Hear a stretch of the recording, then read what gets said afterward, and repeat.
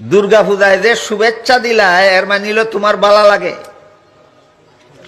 মূর্তি পূজায় যে শুভেচ্ছা দিলায় মুসলমান তুমি, এর অর্থ হইল তোমার বালা লাগে।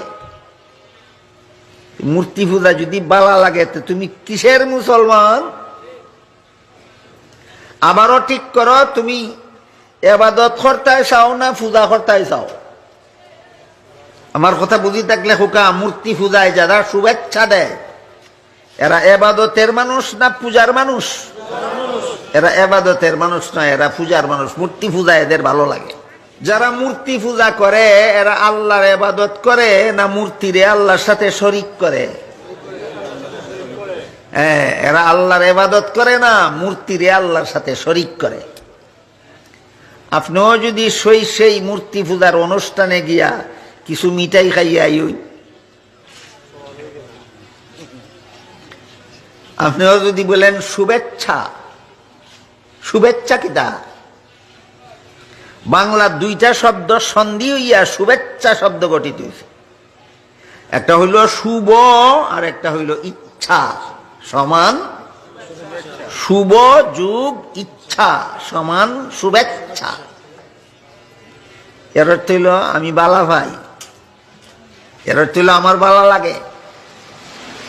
শুভেচ্ছা অর্থ আমার ভালো লাগে না খোকা, শুভেচ্ছা অর্থ আমার বালা লাগে। দুর্গা পূজায় যে শুভেচ্ছা দিলায় এর মানিল তোমার বালা লাগে।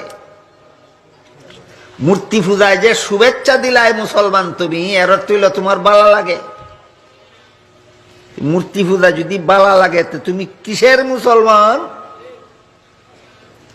আবারও ঠিক করো, তুমি এবাদত করতে চাও না পূজা করতে চাও? আমার কথা বুঝি থাকলে খোকা, মূর্তি পূজায় যারা শুভেচ্ছা দেয় এরা এবাদতের মানুষ না পূজার মানুষ? এরা এবাদতের মানুষ নয়, এরা পূজার মানুষ। মূর্তি পূজা এদের ভালো লাগে।